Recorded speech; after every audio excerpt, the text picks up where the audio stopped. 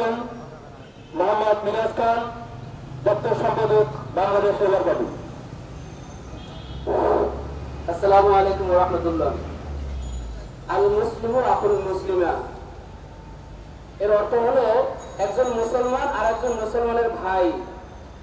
আমরা লক্ষ্য করছি ভারত একের পর এক ষড়যন্ত্র করেই যাচ্ছে। 5ই আগস্টের মধ্য দিয়ে, ফেসিবাদী মুক্ত করার মধ্য দিয়ে ইন্ডিয়ার পরাজয় হয়েছে। তারা এখন তাদের এই পরাজয় মেনে নিতে পারে না। আপনারা জানেন, একটি রাষ্ট্র আরেকটি রাষ্ট্রের সাথে সম্পর্ক থাকে, প্রতিবেশী সম্পর্ক থাকে, উন্নয়নের সম্পর্ক থাকে, ব্যবসা বাণিজ্যের সম্পর্ক থাকে, এটা হয় সম্পর্ক। কিন্তু একটি রাষ্ট্র আরেকটি দলের সাথে কখনো সম্পর্ক থাকতে পারে না। আপনারা জানেন, যারা পরাজিত শক্তি তাদেরকে তারা মেনে নিতে পারে নাই, তাদের পরাজয় তারা মেনে নিতে পারে নাই। এরপরে তারা আমাদেরকে বিভিন্ন সময় সবক দিয়ে যায়। আমাদের বাংলাদেশে নাকি হিন্দু নির্যাতন হয়। আমরা জানি, আপনারা বলেন বাংলাদেশে এমন কোন ইতিহাস রয়েছে যে মসজিদ ভেঙে মন্দির নির্মাণ করা হয়েছে?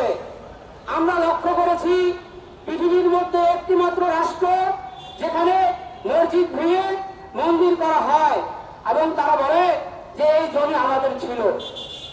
এরপরে আপনি আসেন, কত বড় লজ্জার বিষয় যে অক্ষ বিল কি?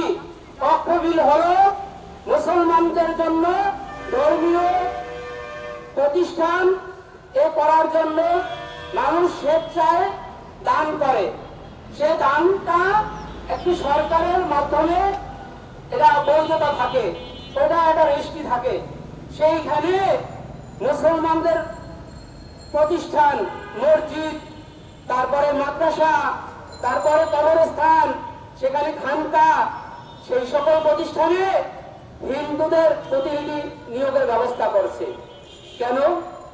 উদ্দেশ্য হলো গাজায় যেমন মুসলমানদের ভিটে বাড়ি দখল করছে সেই সাম্রাজ্যবাদী সন্ত্রাসী গোষ্ঠী, সেই খুনি এবং কসাই ভরি একটা পরিকল্পনা গ্রহণ করেছে মুসলমানদের ভিটে বাড়ি দখল করার জন্য, সেই ষড়যন্ত্রে নেমেছে।